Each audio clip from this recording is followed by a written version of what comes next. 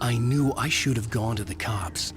This wasn't the smartest thing I'd ever done, but I was still angry with Barry for trying to talk me out of it. These people had called me right in the sheriff's station. The cops wouldn't scare them, and they had Alice.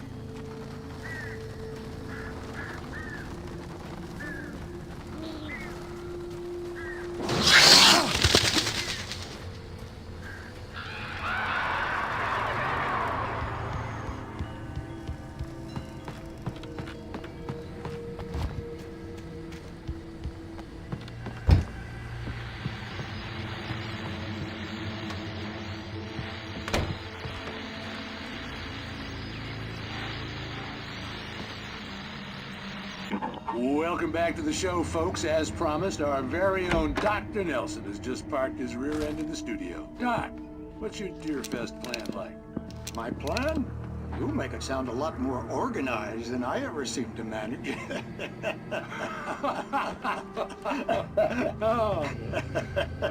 No plan, really, just taking the atmosphere. I'm getting a little too rickety to do much more than that, you know.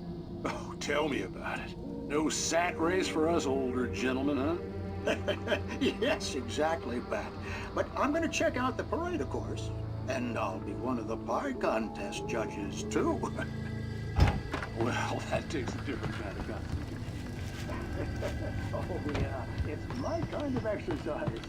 Now, Doc, seriously, you're in pretty good shape. You're the outdoors type, I know for a fact.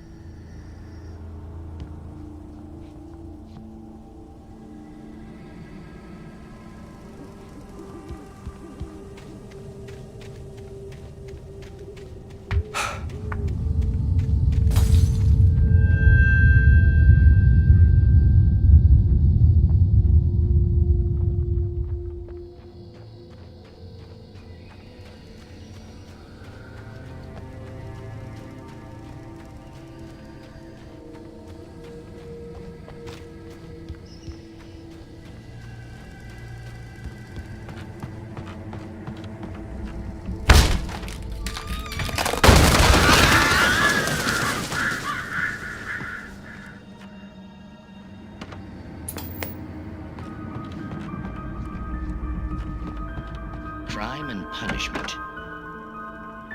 The cancer and cure of civilization. But some crimes are impossible to punish, especially in Night Springs. Tonight's episode, The Man in the Mirror.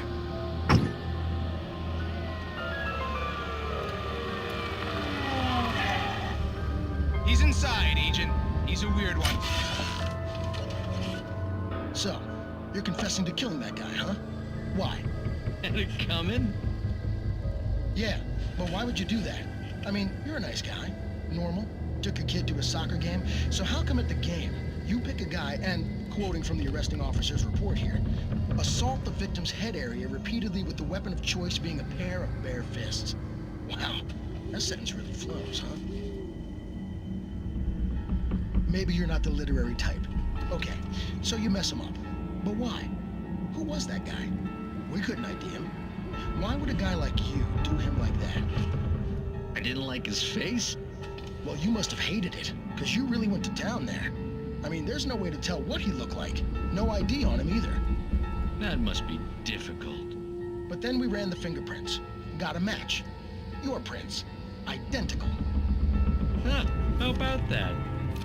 Your son said you were wearing a white shirt when you took him to the game. But the white shirt is on the dead guy.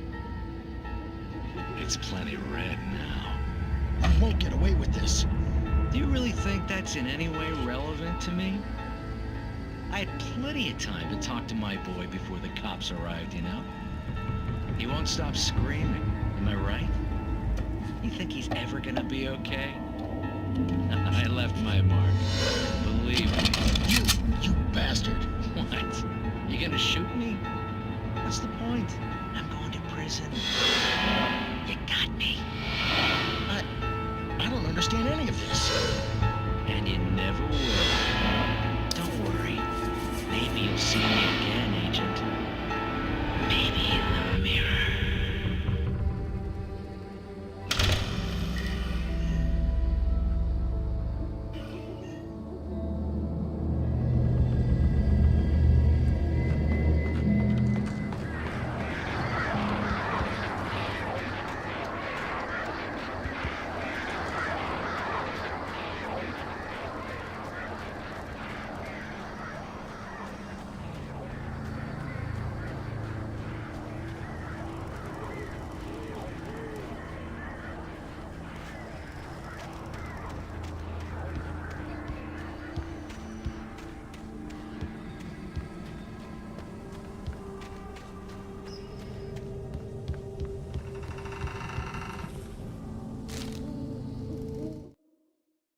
Rose knew that Rusty was in love with her, and she liked him too.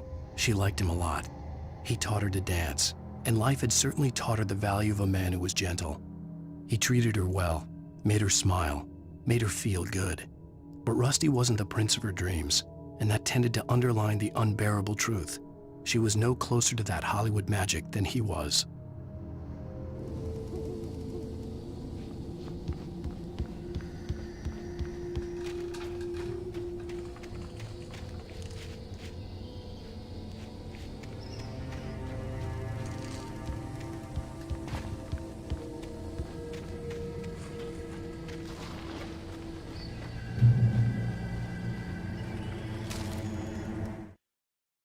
The air in the visitor center was heavy with an awful smell, as if some rotten drowned thing had crawled up from its grave. Rusty kept coughing blood. My eyes were drawn to the twisted shape of his broken leg. The attack had been vicious. Max whined in his cage. Rusty's eyes were wild with fear and terror. He gasped, "Mr. Wake, it happened just the way it was on that page."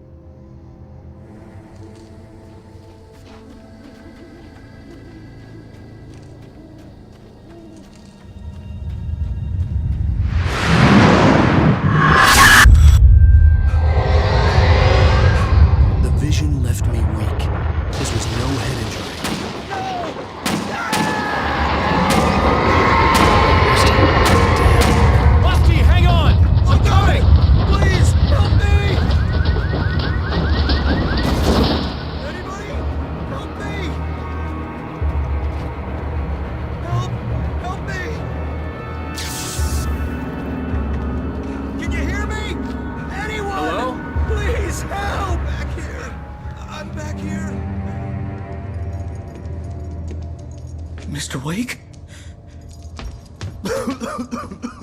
Oh, hell. It happened just the way it was on that page. I found. Came true. It knew. So dark. It'll come back for me.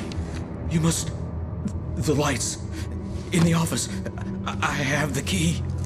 Okay, Rusty. Hang on. I'll be right back.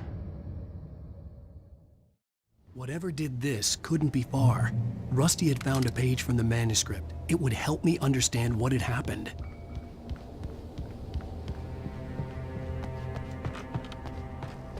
The only way to make sure that Rusty was safe was to get the power running and the lights back on.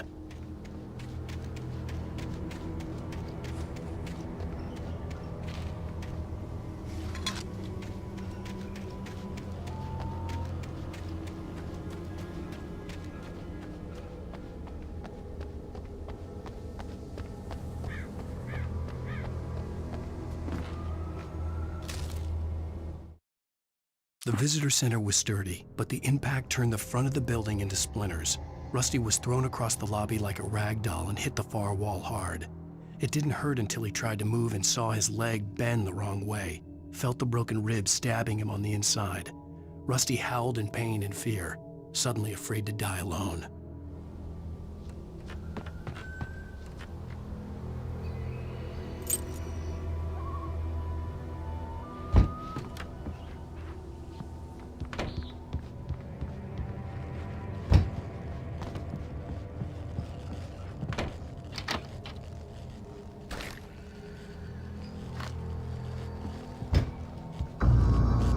I was too late. Someone had destroyed the circuit breaker. There was no way to get the lights back on.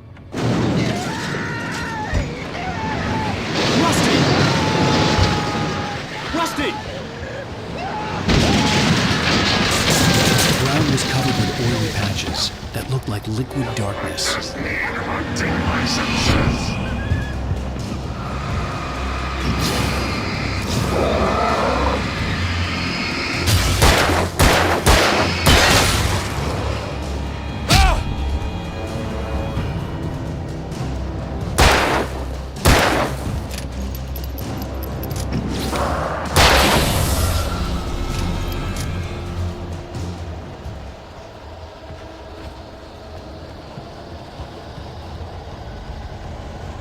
Something had torn a mammoth-sized hole in the wall.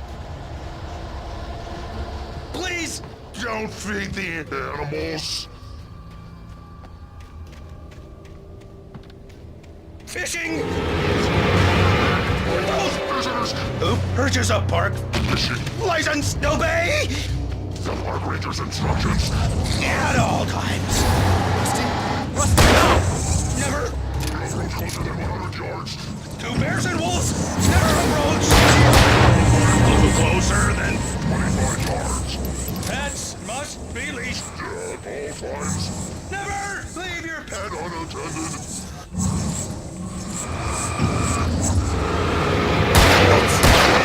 Against the law. Don't remove any Natural objects.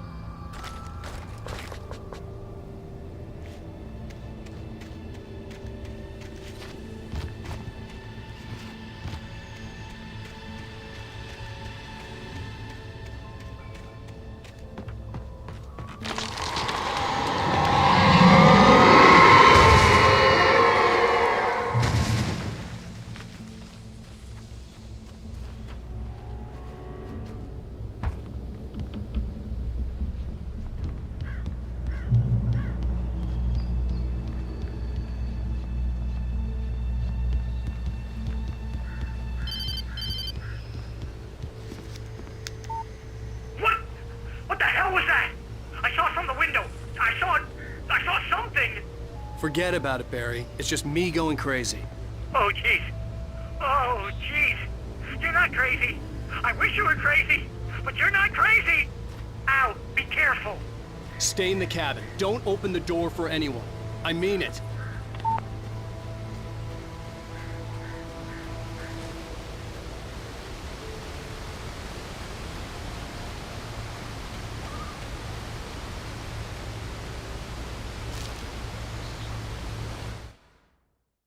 In that last instant of consciousness, Rusty thought about Rose. He was older than she was. Rose was barely out of her teens, but she made him feel young and forget what a train wreck his long-dead marriage had been. He still wore the ring. He'd been waiting for her to tell him to take it off. Now she never would.